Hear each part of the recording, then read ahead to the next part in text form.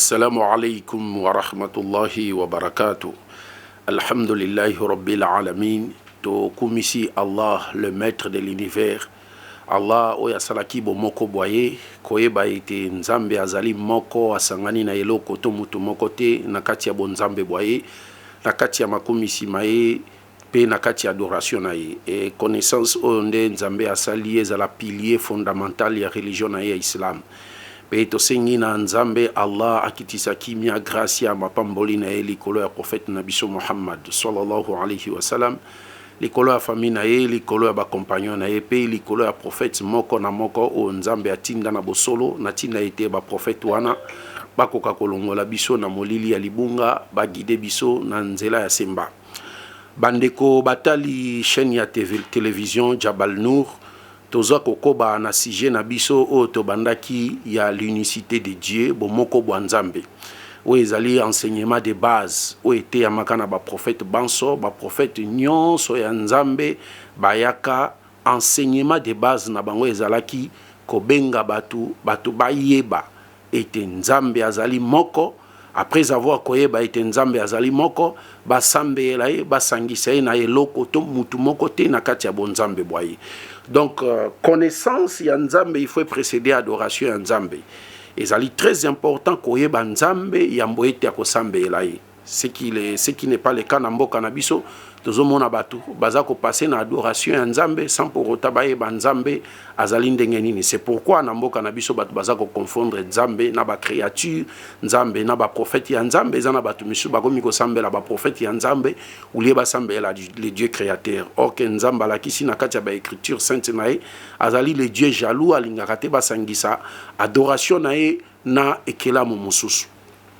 Tobandaki na surat nabiso Ikhlas émission elekaki to tretaki premier verset tolobaki surat oyo ebengami surat Ikhlas ezali surat ya pureté, c'est-à-dire Ikhlas signifie la pureté ou la purification. C'est-à-dire but ya surat oyo ezali ko purifier personne ya nzambe pe ko débarrasser personne ya nzambe na ba idée nyonso idolâtre et polythéiste bato basala likolo ya nzambe nde babengi yango Ikhlas, la pureté ou la purification. Tobandaki na premier verset tolobaki kul huwa Allahu ahad. To expliquaki premier verset na kati ya premier verset oyo nzambe a révélé biso deux réalités. D'abord, première réalité a révélé biso non personnel nae Allah, et deuxième réalité a révélé biso l'une de ses caractéristiques nae azali unique. Donc kul huwa Allahu ahad. Nzamba tindi angelo Gabriel a ebisa prophète Muhammad sallallahu alayhi wa sallam loba nzambe o nazobenga bino bosambela azali Allah pe unique ahad. Tolobi unicité o ya nzambe ezali unicité etangisama na ba prophète banso ba prophète nyonso ya nzambe bayaka kote ya l'unicité de Dieu. Nengeza confirmé na surat 21 verset 25 nzamba zoyebisa prophète Muhammad sallallahu alayhi wa sallam alobi totinda prophète mokote avant yo sans que toyebisa ye teya pe yeba ete nzambe mususu azali te ya kosambela kaka ngai Allah. Tadi ba prophète nyonso ya nzambe message de base na bango ezalaki kosenga na batu bayeba ete nzambe azali moko basambela ye basangisa ye na eloko to mutu moko te na kati ya bonzambe boye. Tolakisaki yango kobanda na Moïse oyo azali premier prophète envoyé aux enfants d'Israël na Deutéronome chapitre 6 verset 4. Moïse ayebisi bana Israël alobi écoute Israël, le Seigneur notre Dieu est l'unique Seigneur. Pe tolakisaki yango na Esaïe chapitre 44 verset 24. Esaïe alobi nzamba zo ordonné prophète Esaïe ayebisa bana Israël alobi je suis l'Éternel, j'ai créé toutes choses seul, j'ai déployé le ciel et la terre seul sans l'aide de personne, je suis unique. Et tolakisaki pe na Josué chapitre 27 verset 2 kuna nzamba za koloba clair na bana Israël alobi je suis le Dieu unique qui a créé toutes choses seul et mon peuple ne sera jamais plus dans la confusion. Ça dit ah nzamba zola ki sake peuple na ya solo ba kuyi kozala na confusion te sur bonzambe. So ki to moni peuple moko boye baza na confusion sur bonzambe. Nzambe azali mutu, nzamba koma mutu, nzamba azali moko ya trois personnes ya Sainte Trinité, nzambe akufa Donc confusion nyonso sur bonzambe ezola kisake peuple wana eyebi nzambe te. Et Jésus-Christ qui met en nzambe za likolo na ye a confirmé on a Marc chapitre 12 verset 28 tina 32 scribe moko ye koposer moto na lobi maître quel est le premier de tous les commandements mola kisimibe konini ya yambo esengeli to simba pe totosa. Jésus-Christ a ebisi ba juif nyonso to lobi écoute Israël, le Seigneur notre Dieu est l'unique Seigneur. Boyoka bana Israël nzambe na ngai Yesu Masiya pe nzambe na bino azali sebo moko. Voilà wana izalaki en résumé pour la première verset na biso to traitaki na émission passée ezali première verset ya sourate Ikhlas ezali na 4 courtes phrases. Alors lelo toza ko traiter deuxième verset. Allahu Swamad. Nzambe a se décrire comme étant Aswamad. O eza deuxième verset. Allah tanga lobi azali Aswamad. Moyo Aswamad eza na équivalenté na balangue mosusu. Pe eza na ba sens ebele. Pe prophète Mohammed alobaki na ba particularité nanga o nzamba pesanga. Nzamba sala ete na loba momoko ekoki kozala na ba sens ebele. Pona nini parce que prophète abimaki na milieu ya poésie, ba arabe ba ibanaki pona poésie. Donc il fallait coréen na langage moko ya likolo pona ko confondre ba arabe pe na l'humanité mobimba parce que tokoti na âge ya raison, âge ya ba positiviste, âge ya bato balingi commettre Dieu à l'épreuve. Mais bakoko kate nde nzamba se décrire alobi azali aswamadu. Aswamadu ezali momoko ezali utilisé une seule fois dans le Saint Coran et uniquement pour nous parler de Dieu. Aswamad signifie d'abord le Seigneur absolu. Aswamad signifie le maître absolu. Aswamad signifie le propriétaire absolu. Aswamad signifie l'impénétrable. Aswamad signifie l'immortel. Oyakufakate. Et Aswamad afin signifie ilingi koloba azali nzambe oyo biso to sengeli to kende pai na ye na ba problème na biso pour te trouver solution parce que biso toza na besoin na ye mais ya na besoin ya mutu te. Nani akoya ko contredire biso ba musulman lo ba ke non caractéristique oyo eza ko convenir na nzambe te mutu moko te. Parce que tango balobi Aswamad signifie le Seigneur absolu. Tozana batu babenga ba seigneur na monde oyo mais bazalaka na pouvoir na bomoyi na bango te. Pouvoir na bango ezalaki limité. Mais tango Allah azako se décrire comme étant Aswamad, c'est-à-dire le Seigneur absolu, c'est-à-dire eloko moko te ezali ko dominer sur ye. Azali na pouvoir ya ko dominer sur ba créature nyonso. Tozana batu babengama ba seigneur par exemple roi Nabucodonosor abengama seigneur mais nzamba pesi kaka mo liboma muke Nabucodonosor akota zamba lia même matiti pona kolakisa ki aza seigneur absoluté. Tozana ba pharaon ba mibenga ba seigneur mais suka na bango to bazalaka na pouvoir na bomoyi na bango te. Mais Allah tanga mibengi seigneur absolu, c'est-à-dire aza na pouvoir sur toutes choses. Et deux, Aswamad signifie l'impénétrable. C'est-à-dire, yo ko comprendre nzambe te. Ko comprendre nzambe te parce que ba ibisi biso to méditer na ba caractéristique ya nzambe mais to méditer na nature ya nzambe te.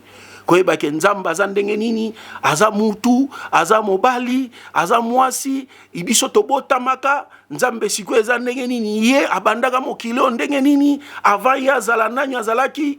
Soki obandi ko raisonner boye ko bela liboma et prophète Mohammed a epesi biso conseil alobi soko moni makanisia boye komi koyela yo lobamba la moko na ndimi ete nzambe azali moko oya sangani na eloko to mutu moko te pe yendi azali dini ya kosambela.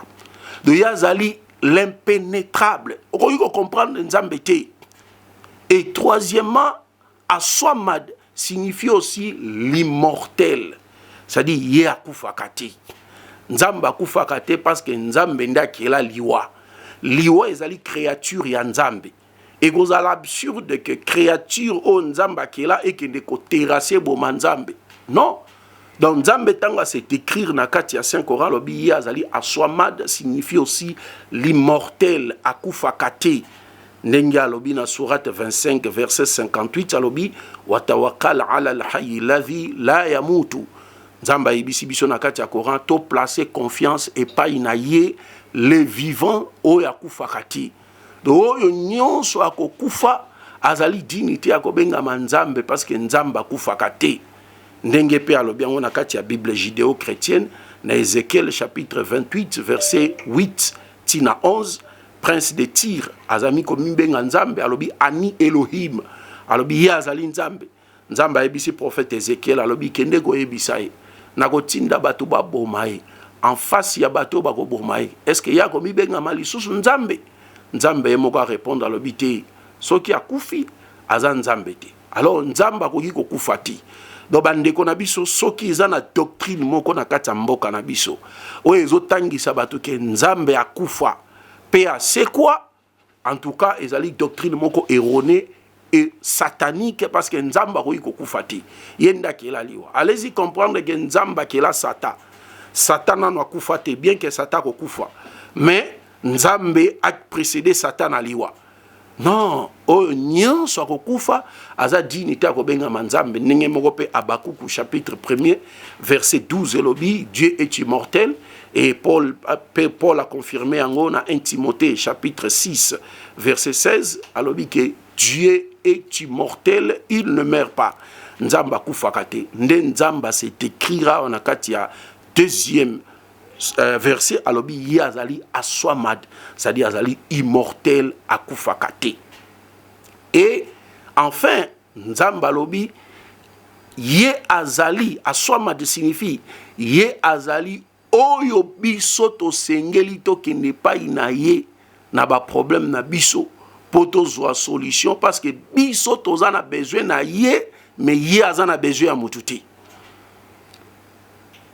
C'est-à-dire, nani akoki ko contester biso ba musulman ayebisa biso ke non caractéristique eza ya nzambe te. Parce que toza na batu ba patron o baza na mbongo, baza na ba entreprise, mais baza au moins na besoin ya direction personnelle na ye batu engagé bango na entreprise na pour entreprise na kende liboso. Mais nzamba abo ete. Nzamba na besoin ya mutu te. Parce que ye akela nyonso ye moko. Do azali oyo biso to sengeli to kende pai na ye na ba problème na biso po to zwa solution, parce que biso to za na besoin na ye mais ye na besoin ya mutu te. Pe nzamba yebisi biso na kati ya hadisi kudusi alobi o bino bato mokili ata bino nyonso bosangani bosali malamu ya koleka bo atteindre degré moko ya de plus élevé ya piété boyeba ete bolamu na bino ekolongola eloko moko te pe ekobakisama eloko moko te na kati ya bonzambe na ngai, parce que ye aza nzambe azala déjà nzambe avakela biso.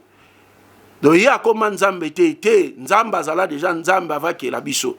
Donc existence na biso ezali kaka moko ya ba caractéristique ya nzambe en tant que créateur, ya tribu ya nzambe en tant que créateur. Donc nzambe azala nzambe avakela biso, et nzambe alobi lisusu ebino bato mokili ata bosali mabe ya koleka ya mokili mobimba boyeba ete mabe wana ekolongola eloko moko te pe ekobakisa eloko moko te na kati ya bonzambe bongai, parce que ye azala nzambe avant même akela biso. Pe nzambe alobi lisusu alobi bino nyonso bato mokili na bayeba kufa na bayeba za vivant soki bosangani bo présenter ba requête na bino ba demande na bino bo sengi ngai, nzamba alobi na ko répondre favorablement na demande ya moko na moko kati na bino sans que eloko moko toucher na richesse na ngai. Eza lokola mutu azwi aiguille adindisi yango na mai ya océan, mai ya océan ya mukie oyo ekangamaka na aiguille. Nde nzamba alobi oyo wana nde na kopesa bino oyo nyonso etikalaka océan eza lokola richesse na ngai ezali. Donc nzambe azali aswamad, azali oyo biso to sengeli to kende pai na ye po tozwa solution na ba problème na biso, parce que biso toza na besoin na ye, ya na besoin ya mutu moko te. Donc momoni deuxième verset et ko confirmer l'unicité ya nzambe, ke nzambe azali moko unique asangani na eloko to mutu moko te na kati ya bonzambe boye pe na kati ya adoration na ye. Pe deuxième verset ko confirmer l'unicité wana ekoloba azali aswamadu. Aswamadu signifie un ndetolobi le Seigneur absolu. Aswamadu signifie le propriétaire absolu. Aswamadu signifie le maître absolu ou l'immortel, l'éternel. C'est-à-dire ye akufaka te azana ebandelité pe azana sukate pe aswama de signifie oyo biso to sengeli to kende pai na ye na ba problème na biso poto zwa solution na ba problème na biso parce que biso tozana besoin na ye mais ye ana besoin ya mutu mokoti nde tolobi ata patron ya patron azana besoin ya équipe na ye pour na entreprise na ye kende liboso mais nzambe aza boye te donc soki tolingi tosenga nzambe soki tozana ba problème toya na ba problème epai ya nzambe pe nzambe alobi na kati ya hadisi kudusi alobi soki bato ya mokili basangani balingi basayela o bolamu mais soki nzambe aboyi bolamu wana ekomela yo te pe ata soki bato ya mokili nyonso basangani balingi basala yo mabe pe soki nzambe aboyi mabe wana ekokomela yo te alors soki nzambe alingi bolamu ekomeli yo pe soki aboyi bolamu ekokomela yo te pe soki alingi mabe ekomeli yo pe soki aboyi mabe ekokomela yo te par conséquent ye nde azali digne ya kosala nini ya kosenga pe ya kosambela eza ndenge moko te lelo tomona na mboka na biso bato bakomi kosambela Yesu Masiya bato bakomi kosenga Jésus pona nini balobi Jésus alobaki demandez à mon nom erreur munene tokomona na mboka na biso bato na mboka na biso bakongole bakoma kosenga Jésus Jésus pesa ngai boye Yesu salela ngai boye Yesu salela ngai boye soki okufi kaka na croyance wana ya kosambela Yesu to ya kosenga Yesu sort final na mususu ezate kaka lifelo parce que Jésus atangisa yango te parce que tango Jésus alobi demandez à mon nom cela ne veut pas dire que demandez-moi non demandez à mon nom Jésus alingi koloba ete bo présenter ba requête na bino ba demande na bino epai ya Nzambe à travers nani à travers Yesu Masiya na kombo ya Yesu Masiya pe soki yo bandi mamoko senga Jésus pesanga boye Yesu pesanga libala Yesu pesanga voyage nde tomona okufi na croyance wana okena lifelo parce que Jésus atangisa yango te c'est pourquoi Jésus alobi na Matthieu 7 azoyebisa bayuda alobi méchant que vous êtes vous savez bien donner de bonnes choses à vos enfants. Lequel de vous, si son fils lui demande les poissons, lui donnera-t-il les serpents? Si son fils lui demande les pains, lui donnera-t-il la pierre? Méchant que vous êtes, vous savez bien donner de bonnes choses à vos enfants. À combien plus forte raison, le Père céleste, c'est-à-dire le Dieu créateur, donnera-t-il de bonnes choses à ceux qui les lui demandent? Demande à qui? Au Père céleste. Donc Jésus a conseillé batu basenga nani basenga Nzambe. Ndenge moko tomoni yango na Actes des Apôtres chapitre 4 verset 23 tina 30 tango ba Sanhédrin bakangaki Pierre na Jean après avoir relâché bango Pierre na Jean bazongi basangani na ba disciples ensemble basali prière epai ya Nzambe na kombo ya Jésus-Christ balobi ô Seigneur étends ta main pour que tes signes, tes prodiges, tes miracles se réalisent par le nom de ton saint serviteur Jésus-Christ. C'est-à-dire, les disciples et les apôtres, les parole où Jésus-Christ demandait à mon nom, mais ils n'ont jamais kosenga Jésus-Christ. Mais les apôtres et les disciples, ils kosenga nani. Bazo senga Nzambe na kombo ya nani, na kombo ya Yesu Masiya. Nde à l'époque ezalaka bongo. À l'époque ezalaka batu baza kosenga Nzambe à travers messager ya époque na bango parce que yo koyiko zala mutu wa masumu eleki tellement ebele prière na peut-être koyiko ndima mate pa ya Nzambe kolekela ba masumu no eleki ebele mais osengi Nzambe à travers messager na ye Nzambe atali messager na ye oye atinda pona mawa ya messager na ye Nzambe asali nini a exhorter yo ayokeli yo mawa. Mais ce que osengi prophète wana okufi na croyance wana okena lifelo même awa na mboka na biso siko esalamaka na vie na biso mutu par exemple alingi kokotisa demande na Onatra amoni ke non mwalimu Staz Kasonga yo kwana bien na directeur à Onatra na ko yokende pai na ya sa elanga lettre à recommandation plutôt na sali lettre à recommandation okena lettre wana o joindre yango na ba document na yo ozokotisa kuna donc directeur les msuza kokaki kozwa ote atali ba document na atali compétence na yo mais atali relation ya ngana ye amoni ke soki abwa kisho eza lokola abwa kisingai azio na musala pona lettre ya recommandation ya ngai ndenge bongo ezalaka epai ya ba prophète ya Nzambe. C'est-à-dire batu na époque wana babandaki kosenga Nzambe à travers prophète na bango ya époque na bango. Mais dispensation otozana yango ezali dispensation ya prophète Muhammad sallallahu alayhi wa sallam. Na kati ya dispensation oyo mutu azana raison te ya kosenga Nzambe à travers prophète Muhammad sallallahu alayhi wa sallam. Non. C'est-à-dire oza ko s'adresser ba demande na yo epai ya Nzambe direct sans intermédiaire. Ba sengi na yo kaka tango oza ko sala ba demande na yo to so sambela Nzambe senga pe kimia ya Nzambe za likolo ya ba prophète ya Nzambe suka. Ndeo tolobi aswamad signifie azali oyo biso to sengeli to kende pai na ye na ba problème na biso pour to zwa solution parce que biso to za na besoin na ye mais ya na besoin ya mututé. Nde wana tolobi azali Nzambe oyo azali immortel akufaka te parce que bandeko tolingi to souligner parce que soki tolingi to loba makambo ya Jésus-Christ eza na bandeko mingi ba chrétien balobaka non bino ba musulman bolingi ko loba mingi makambo ya Yesu Masia mais Jésus-Christ aza marque déposé na bino ba chrétien te.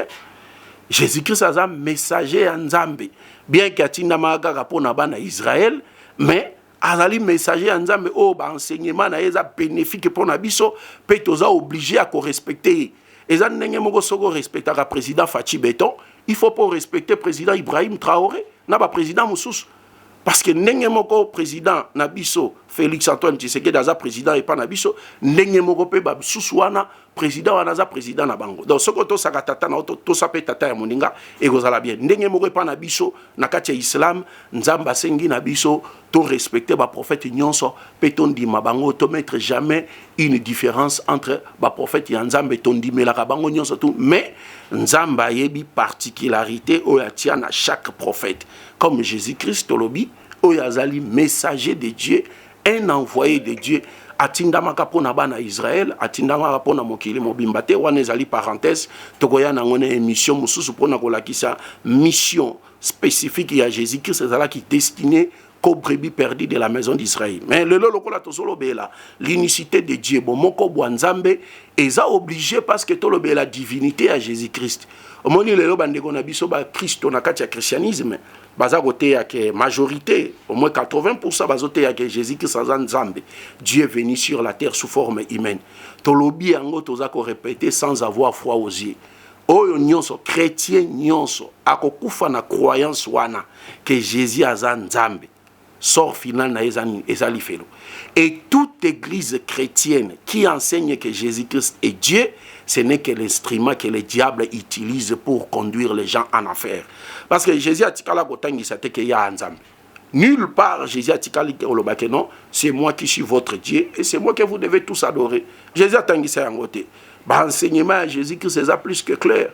Eza otopesa ki liboso na Marc chapitre 12 verset 28 tina 34 scribe moko ya posé Yesu Masia moto dans le Seigneur. Quel est le premier de tous les commandements? Mola kisi mibe koni ya yambo esengeli to simba pe totosa. Yesu Masia a tiré attention à ba scribe nyonso bazala ki ona ba juif alobi écoute Israël. Le Seigneur notre Dieu, vous et moi Jésus est l'unique Seigneur. À continuer à lobby, tu aimeras le Seigneur ton Dieu de tout ton cœur, de toute ton âme, de toute ta force, de toute ta pensée. Voici le second, tu dois aimer ton prochain comme toi-même. Voilà enseignement à Jésus-Christ. Batounie, le premier de tous les commandements, c'est-à-dire mibeko ya yambo, o esengeli to simba, totosa, potoko ta paradis, pona kozwa paradis. Jésus a lobi ya liboso, boye bake, nzambe na nga Yesu Masia, pe nzambe na bino azali sebo moko. Donc Jésus-Christ a confirmé qu'il y a un Dieu créateur qui l'a envoyé. Dans Jean chapitre 17 verset 3, Jésus a dit or la vie éternelle. Dans la traduction de la Bible, pour avoir la vie éternelle. C'est-à-dire pour na kokota na paradis. Jésus a dit il faut que tu reconnaisses, tu attestes. Il y a un seul véritable Dieu créateur. C'est-à-dire pour na kokota paradis selon Jésus-Christ, c'est Nzambe azali sebo moko. Et moi, Jésus-Christ, n'est que l'envoyé de ce Dieu véritable. Jésus a dit, pour na kokota paradis sengeli na oye ba ete Nzambe azali moko, pengai Yesu Masia nazali motinda mianzam. C'est-à-dire, et Jésus, la partie physique, et le Christ, la partie spirituelle, les deux sont des envoyés de Dieu. Oh, enseignement à Jésus-Christ. Et dans Luc chapitre 18, verset 18, chef Moratounia Lobi, bon maître, que dois-je faire pour avoir la vie éternelle? Yuda Moratounia Yesu Lobi, ah, Yesu, molakisi malamu. Nini esengeli ngai na sala pona kota paradis? Jésus d'abord a répliqué à Lobi, pourquoi m'appelles-tu bon? Il n'y a pas de bon si ce n'est Dieu seul. Bande konangai, ba chrétien, la conscience est l'aide naturelle que Dieu a mis dans l'homme pour lui permettre de distinguer entre la vérité et le mensonge, le bien et le mal. Nakati ya verso, Jésus refuse d'être appelé bon. Jésus a zobo ya babenga lobi, pourquoi m'appelles-tu bon? Il n'y a qu'un seul Dieu créateur qui est bon. Ce qui Jésus a zobo ya babenga est bon. Nde akondima babenga nzambe. Jésus a zobo ya babenga est bon. Nde akondima babenga nzambe. Nde tolobi ke non pona kosilisa Yesu Masia kimia nzambe ezala likolo na ye pona biso ba musulman azali messager de Dieu, un prophète de Dieu. Nous croyons na message na ye o ayaki na yango tolobi ke azali messager o yatindamaki pona bana Israël oyo tozalaki na yango ya koloba pona deuxième partie na biso yango wana tosengi na bandeko ba musulman ba non musulman ba chrétien pe ba juif bo continuer kolanda émission na bino doctrine secrète na Jabal Nour pe tosengi na ba musulman nyonso bo soutenir chaîne na bino Jabal Nour ou ezali la première chaîne islamique na kati ya ville de Kinshasa bo tia yango maboko po ete to lekisa message ya l'islam po mukolo ya suka to tuna mate epai ya Allah ke to komisaki message te. Assalamu alaikum wa rahmatullahi wa barakatuh.